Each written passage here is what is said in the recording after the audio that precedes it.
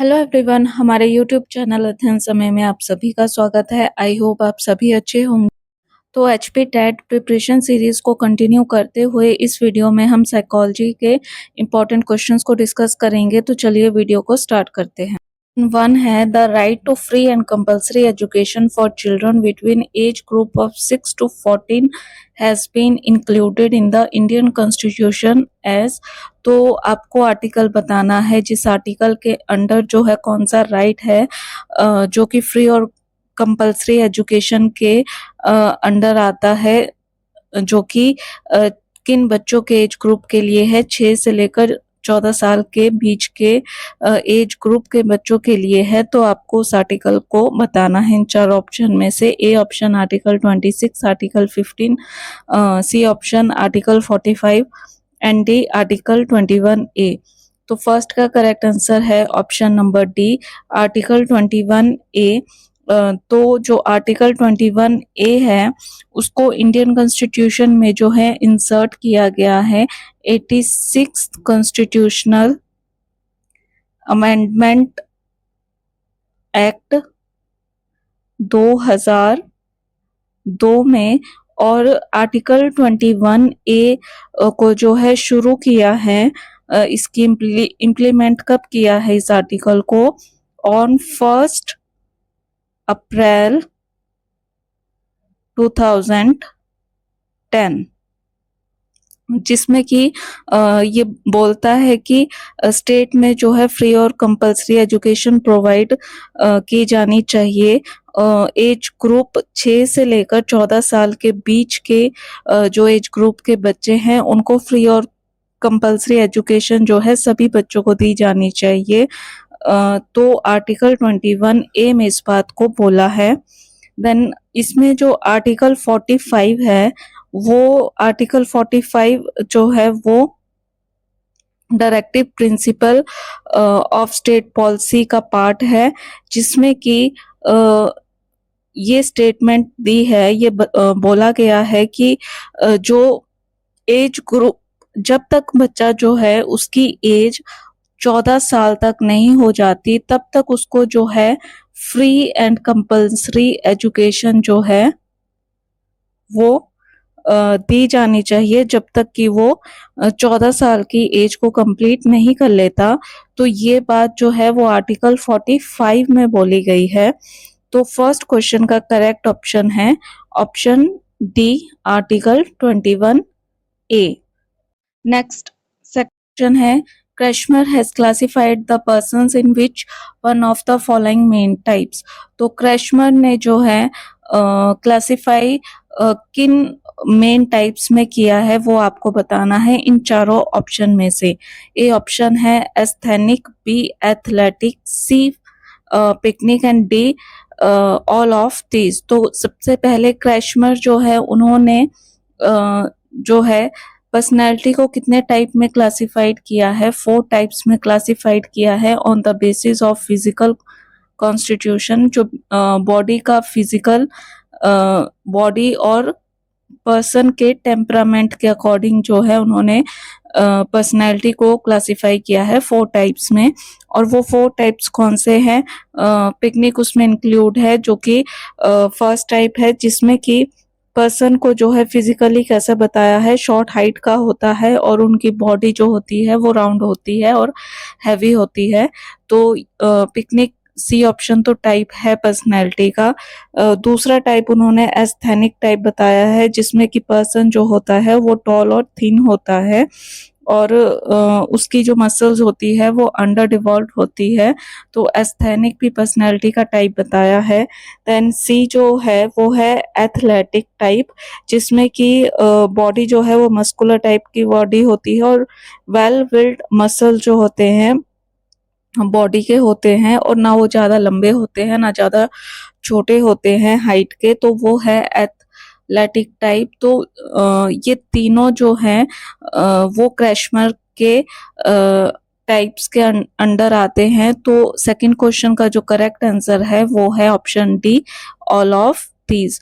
और जो fourth type है जो क्रेशमर ने क्लासिफाइड किया है पर्सनैलिटी को, वो है डिस्प्लास्टिक टाइप, जिसमें कि जो है ये तीनों ही इस कैटेगरी में जो है इंक्लूड नहीं होते हैं, ये मिक्सचर होता है इन तीनों कैटेगरी का, तो वो है फोर्थ क्लासिफिकेशन डिस्प्लास्टिक टाइप।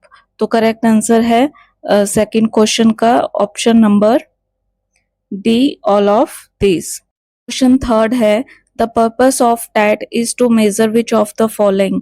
तो जो आपके एंट्रेंस टेस्ट होता है टैट, ठीक है, कोई भी एंट्रेंस टेस्ट आपका होता है तो उसका मेन पर्पस क्या होता है, वो किस चीज को मेजर करता है? A option intelligence, B aptitude, C attitude and D values. तो जो टैट का पर्पस होता है उसका पर्पस ये होता है कि वो कैंडिडेट के एप्टीट्यूड लेवल को मेजर करता है कि जो स्टूडेंट है वो उसके अंदर वो एबिलिटी है, एसेंशियल एबिलिटी है या नहीं है, कि वो जो चैलेंजेस टीचिंग में वो फेस करेगा एट प्राइमरी लेवल और एट अपर प्राइमरी लेवल, उन चैलेंजेस को वो फेस करने के लिए कैपेबल है या नहीं है। तो टेट में जो है मेजर किया जाता है एप्टीट्यूड लेवल ऑफ कैंडिडेट। तो थर्ड का करेक्ट आंसर है option B, aptitude. Next question और है which of the following is most subjective method of educational psychology? A option introspection, B extrospection, C observation, D experimentation. तो most subjective method जो है educational psychology का वो है option ए, introspection. तो ये साथ में ओल्डेस्ट मेथड भी है, और जो इंट्रोस्पेक्शन वर्ड है वो लैटिन वर्ड से ड्राइव किया वर्ड है, इंट्रो एंड स्पेरी, जहां पे कि इंट्रो का जो मीनिंग है वो है विदिनिंग और स्पेरी का मीनिंग है लुक। तो इंट्रोस्पेक्शन का मतलब होता है कि सेल्फ ऑब्जर्वेशन, जहाँ पे कि पर्सन जो है अपने खुद की मेंटल स्टेट को ऑब्जर्व करता है, एनालाइज करता है। तो इस वजह से इंट्रोस्पेक्शन जो है वो मोस्ट सब्जेक्टिव मेथड है एजुकेशनल साइकोलॉजी का। क्वेश्चन 5 है Albert Bandura is associated with which of the following? A social learning theory, B behavioural theory, C cognitive development theory, D psychosexual theory. तो क्वेश्चन 5 का correct answer है option A, social learning theory, जहाँ पे कि Albert बंडोरा ने जो है experiment, उनका फेमस एक्सपेरिमेंट किसके ऊपर था? बॉबो डॉल जो है उनका फेमस एक्सपेरिमेंट है। और सोशल लर्निंग थ्योरी में जो है अल्बर्ट बंडोरा ने इम्पोर्टेंस जो दी है वो दी है ऑब्जर्वेशनल लर्निंग को, इमिटेशन को और मॉडलिंग को। तो क्वेश्चन 5 का करेक्ट ऑप्शन है option A, social learning theory. Question 6 है A child reasons you do this for me and I will do that for you. In which stage of Kohlberg's moral reasoning would this child fall? तो जब एक child ये reason करता है कि अगर तुम मेरे लिए ऐसा करोगे तब मैं तुम्हारे लिए ऐसा करूंगा, तो कोहलबर्ग की मॉरल रीजनिंग के अकॉर्डिंग जो है चाइल्ड जो है कौन सी स्टेज में फॉल करता है? तो इन चार ऑप्शन में से आपको बताना है। A the good boy good girl orientation stage, B the social contract orientation, C the instrumental purpose orientation and D the punishment and obedience orientation। तो सबसे पहले जो कोहलबर्ग हैं उन्होंने मॉरल रीजनिंग को किस तरह से डिफाइन किया है कि मॉरल रीजनिंग जो है वो जजमेंट होती है सही और गलत के बारे में, और उन्होंने जो है पर्सन के लेवल को, मॉरल रीजनिंग के लेवल को जो है वो बताया है। और उन्होंने मॉरल रीजनिंग किस तरह से बताई है? उन्होंने जो है मॉरल डायलेमा के बेस पर जो है मॉरल रीजनिंग के स्टेजेस और लेवल्स बताए हैं कि अगर डायलेमा जो है अगर पर्सन के सामने रख दिया जाए तो वो किस एज में जो है किस तरह से उसकी मॉरल रीजनिंग जो है वो डिवेल्प होती है। तो कोहलबर्ग ने जो है वो लेवल्स जो हैं उन्होंने 3 दिए हैं और स्टेजेस जो है उन्होंने 6 दी हैं और 3 लेवल्स जो हैं वो है प्री कन्वेंशनल लेवल और दूसरा है कन्वेंशनल और तीसरा जो है वो है पोस्ट कन्वेंशनल। तो आपको ये इस स्टेटमेंट के अकॉर्डिंग बताना है कि वो कौन से स्टेज में फॉल करता है बच्चा। तो ए ऑप्शन है the good boy good girl orientation. तो good girl good boy orientation में जो है पर्सन का जो बिहेवियर होता है वो डिटरमाइन करता है कि अगर आप बच्चे के साथ नाइस है तो बच्चा भी आपके साथ नाइस रहेगा, यानी कि जैसा आप उसके साथ करोगे तो वैसा ही बच्चा जो है आपके साथ करेगा। तो 6 क्वेश्चन का करेक्ट ऑप्शन है option A the good boy good girl orientation. Question 7 out of the factors given below language development is significantly affected by। तो इन 4 ऑप्शन में से बताना है कि लैंग्वेज डेवलपमेंट जो है किससे इफेक्ट होती है। A option media, B option books, C adult interaction, D option playing with peers. तो इसका करेक्ट आंसर है ऑप्शन सी एडल्ट इंटरेक्शन।